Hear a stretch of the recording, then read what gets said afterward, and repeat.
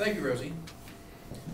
When Michelle created this survey last year to put together this, how all these different pieces and parts affect the commitment of members to a club, I found it very interesting, especially in view of the particular experience I've had in visiting hundreds of clubs around the country.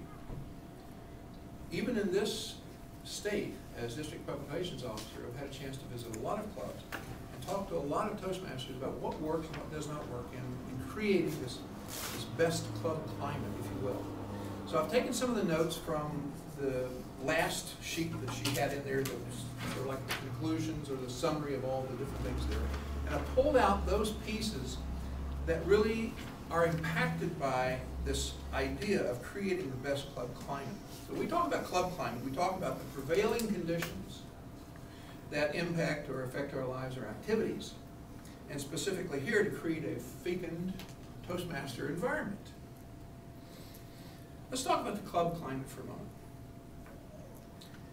When we walk into a room, there's a lot of things that we can sense and feel. It's almost like vibrations you can get. It's a feeling of whether you're feeling welcome or not. I call it taking the club temperature. When you walk through this door, many clubs actually have an assigned greeter. Every meeting, it's a function just like a timer, just like an odd counter, they have an assigned greeter.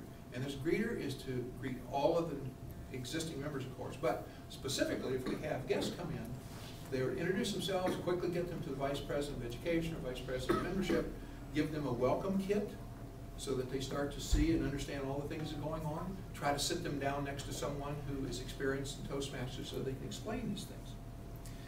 Physical room, is it dark, is it dank, is it open, is it airy?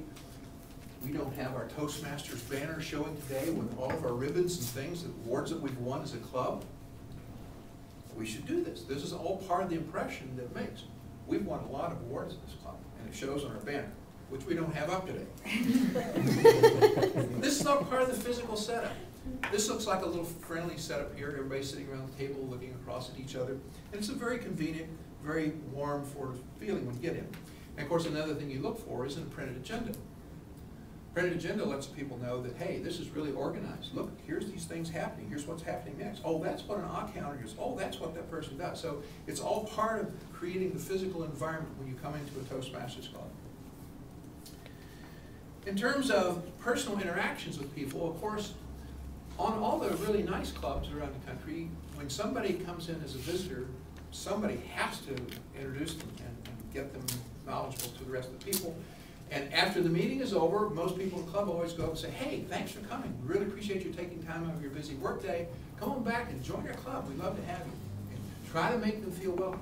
We all have that responsibility as individual members. But it's the greeter who does the first piece.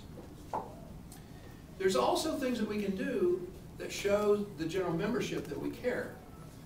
Dennis had talked earlier about the retention problem, but we also have to do things to help new members get in. For example, I see that we have, in this list that I put together, and I will pass this out just after my talk, we really need to provide new members with orientation classes. And these could be half-hour sessions that really give you the basic information to show you how Toastmasters work, not only in the meetings, but the Toastmaster organization in general, so you know how we fit into the scheme of things.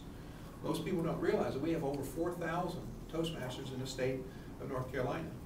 We have over 260,000 Toastmasters worldwide. And as you travel around the world, around the country, around the state, if you have your Toastmasters pin on, you have yourself an instant network person to contact. I've met people in elevators, I've met people at shopping centers, I've met people in gas stations, I've met people in hotels because they have the Toastmaster pin or have my Toastmaster pin that kicks off the speaking and talking and the sharing. Also, we should be planning officer meetings regularly to foster camaraderie or friendship. We should do some things outside the club. For example, I have seen a number of clubs, one of which I used to be a member of, had planned social events on a quarterly basis, and we had like a social secretary. And this person was to put together a program every quarter that would allow us to get out of the meeting and really talk about the fun things. What's your hobbies? Oh, you have a pet. Oh, this is where you used to live. Oh, I see. So you get to know the members. And this builds that close-knitness that helps with the commitment of the members into a club. The other thing that we also see in really well run clubs is surveys. Most clubs take a survey of their membership annually to make sure that the members are getting what they expect that they should be getting.